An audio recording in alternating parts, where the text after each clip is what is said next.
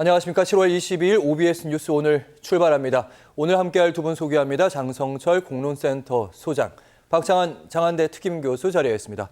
어서 오십시오. 네, 안녕하세요.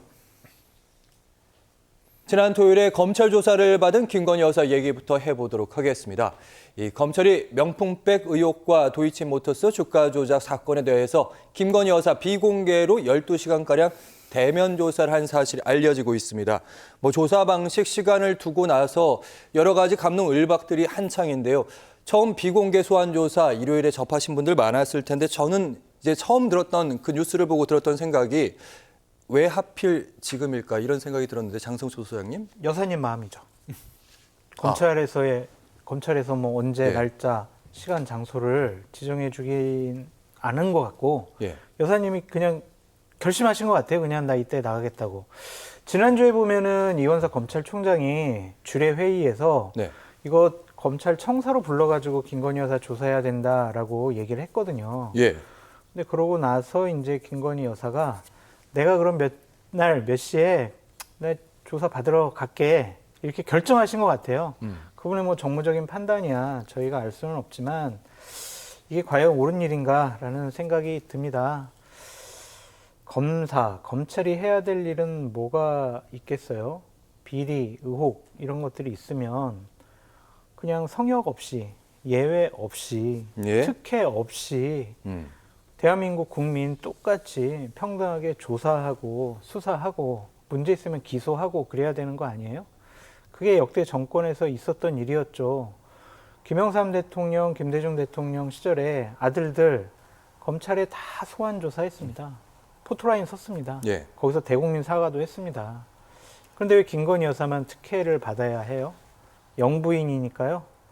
그건 옳지 않잖아요. 그러니까 이러한 일을 한 검사가 과연 비리를 제대로, 의혹을 제대로 수사하고 조사할 수 있을까? 그런 좀 생각이 들고, 그러한 결정을 하겠다는 걸 받아들인 검사분들께 한마디 하고 싶습니다. 당신들이 검사냐?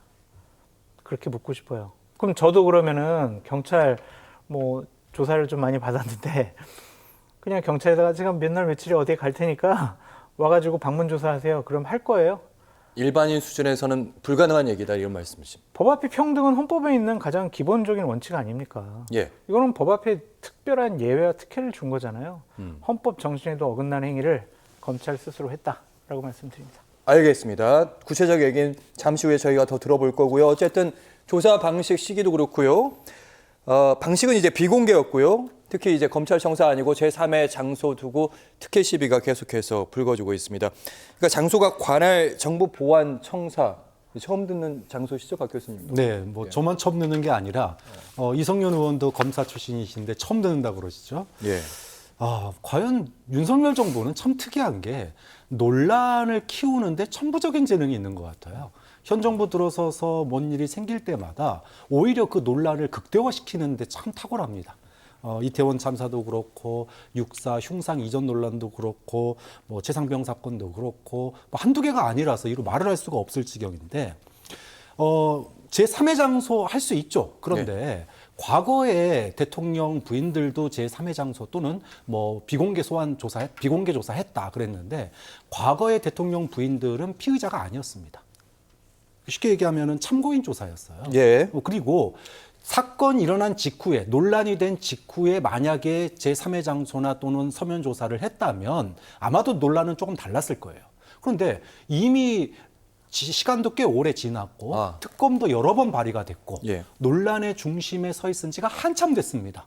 그렇고 예를 들어 도이치모터스 사건 같은 경우에도 특검 거부권까지 행사됐던 거고 그것과 관련해서 이번 주 금요일 날 국회에서 증인으로 출석해라고까지 나와 있는 상황이에요. 그렇죠. 그러니까 이런 상황까지 왔는데도 제3의 장소에서 피의자를 갖다가 소환 조사했다?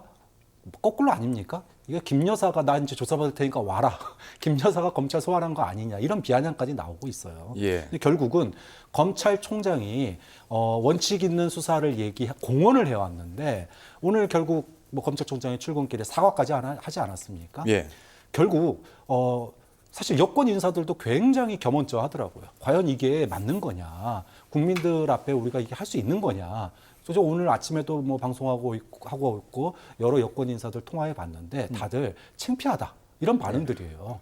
그렇기 때문에 괜히 논란만 키운 거 아니냐. 물론 25일 날 그 국회 출석을 앞두고 물론 거부하겠지만 또 이제 김 여사 특검법도 제철이 될 거 아닙니까? 예. 국권 행사하고 그럴 텐데 이제 더 이상 뭐 수사를 미룰 수 없는 상황이었기 때문에 저는 조사를 진행했다고 보고 거기에 불출석하기 위한 명분 축적력 그리고 면피용 수사를 하는 신용을 낸 거 아니냐 이렇게 볼 수밖에 없다고 봅니다. 네, 장 소장님. 그러니까 아까 장 소장님께서 이런 말씀하셨어요. 여사님 마음이다 이런 말씀하셨는데 어쨌든 김현석 쪽도 마찬가지로 대통령실도 이런 요구를 했기 때문에 검찰이 응했다 이렇게 볼 수밖에 아니 없는 거 보도에 아니겠습니까? 그렇게 나왔잖아요. 김건희 여사 쪽에서 조사 하루 전인 금요일 오후에 장소를 결정해 검찰에 알려줬다라고 전해지고 있어요.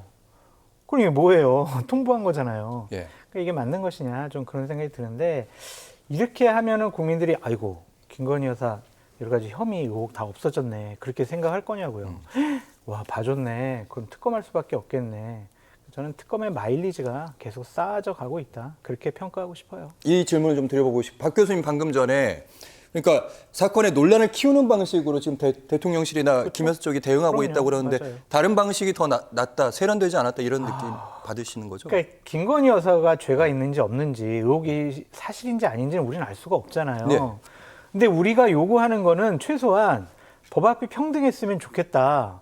잘못 있고 의혹이 있으면 다른 일반 국민들이 조사받는 것처럼 그렇게 좀 똑같이 받아라. 우리가 무리한 거를 요구하는 건 아니잖아요. 예. 특혜 주라는 것도 아니잖아요.